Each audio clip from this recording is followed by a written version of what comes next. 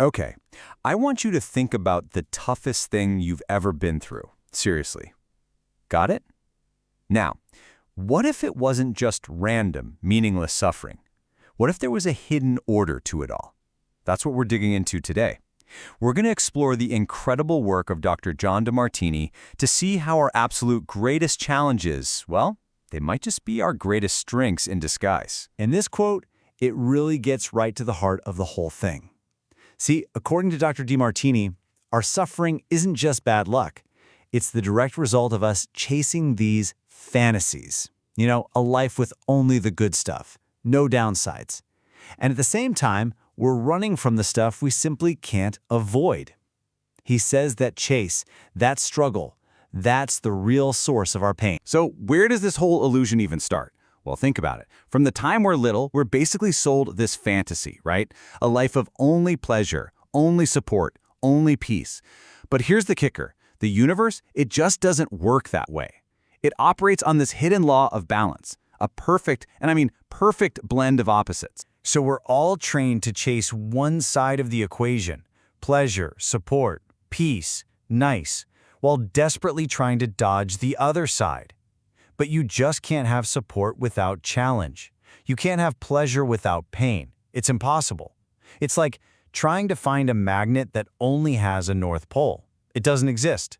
And this impossible struggle, this is what creates so much of our inner turmoil. You know, this isn't just some abstract philosophical idea. It's actual psychology. This constant chase for a one-sided life, it creates this huge subjective bias in our brains that literally distorts how we see the world.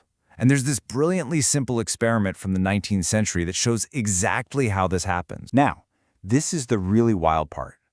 That tepid water, the 72-degree water, it never changed, not once. Its temperature was a constant. The only thing that changed was our perception of it. And that perception was based completely on what our hand experienced right before. Our reality in that moment was totally relative. So just think about what this really means. We do this exact same thing with people all the time. When we put someone up on a pedestal, we're basically dipping our hand in hot water first. Then when we look at ourselves, we feel like that cold, tepid water, small, inadequate. And when we throw someone in a pit, we're doing the opposite, making ourselves feel falsely superior. Either way, we've completely lost touch with reality and with our own authentic self. Okay, so if our perception is so easily warped, what's doing the warping? What's the filter that's shaping our own personal reality? Well, according to Dr. DeMartini, the answer is found in something he calls our unique hierarchy of values. You can think of this as your brain's unconscious priority list. It's kind of like an operating system that's just always running in the background. It automatically highlights what it thinks is important to you and makes everything else just fade into the background. It literally determines what you notice and what you completely miss as you go about your day. Let's take the classic mall analogy. You've got a mother, and her highest value is her kids. And you've got a father, and his highest value is his business. They walk through the exact same mall at the exact same time. She's noticing the children's clothing stores, the toy displays, the healthy snacks. He's seeing the computer store, the places to buy a new suit, the bookstore's business section. Same mall, same time. But they are experiencing two completely different realities. Why? Because their value systems are filtering everything they see. And listen, this is the secret behind the secret, if you will.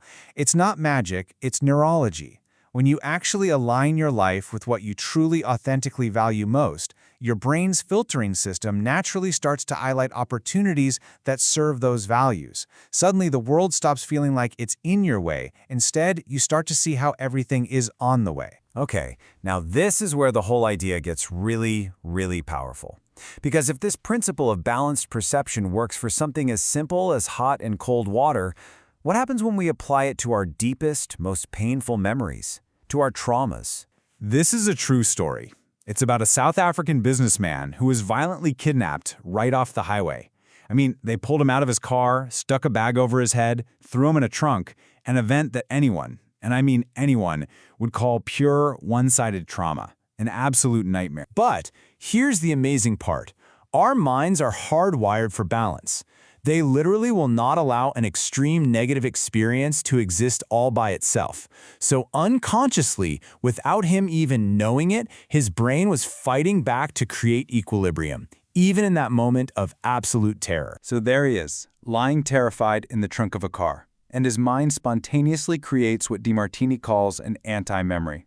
It was this vivid, ecstatic vision of him running through a field, holding hands with his wife and kids, feeling totally free. So get this, the terror and the elation, they were happening at the exact same time. The balance was always there. He was just only aware of one side of it. So after he was rescued, he started asking different questions. And by doing that, he slowly became conscious of the other side of the event. And just look at this list. That horrific kidnapping, it became the very thing that made him realize how much he loved his family. It saved his marriage, it made him get his health back on track, his business team stepped up and made more money than the ransom cost. The absolute worst day of his life, it literally transformed into a profound gift. And this incredible transformative power, it's not just for these crazy life or death situations. We can use this exact same principle, this idea of finding the hidden balance, to dissolve the everyday judgments we have about ourselves and other people. You know, the ones that really hold us back. So what's with this number, 4,628? Well, after decades of work, this is how many individual human behavioral traits Dr. DeMartini cataloged from the Oxford English Dictionary. And here's the thing, these are traits that exist in all of us. His goal was never to become some perfect person. It was to become a whole one. So he went on this mission to find a specific moment in his own life where he had demonstrated every single one of those traits, from kind and generous all the way to mean and cruel. And by owning all of it, the good and the bad, he totally liberated himself from the grip of judging himself and others. And you can do the exact same thing. Seriously, next time you find yourself judging someone for a specific trait, try these steps. First, identify exactly what it is. Then, go find a specific moment where and when you did that exact same thing. And finally, see how that behavior, in that context, actually served you or someone else. The moment you own it in yourself, that emotional charge just dissolves, because you can't really judge someone for something you've recognized and even found the benefit of in your own life. So when you put this all together, what does it mean? It means it all boils down to a fundamental choice, a choice about the kind of questions we ask ourselves, and the kind of story we decide to tell about our own lives. So you have two paths. You can be a victim of your history, right? Always running that same old story of what happened to you, trapped by these one-sided labels like trauma or tragedy. Or you can become the master of your destiny. You can be the one who asks new questions, who finds that hidden order and balance in every single event, and who feels empowered to transform your own life. And really, this is what it's all about.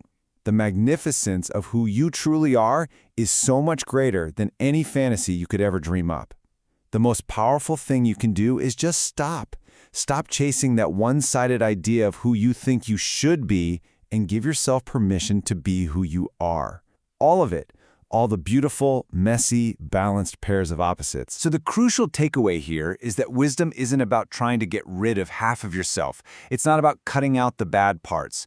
It's about having the courage to finally see and to love the whole picture. That's where the real power is. It's in that deep realization that every single event, no matter how it looks on the surface, is on the way, not in the way. It's all serving your growth. So it really all comes down to this. The quality of your life is determined by the quality of the questions you're willing to ask. So, I'll leave you with this one. Are you a victim of history, or are you the master of your destiny?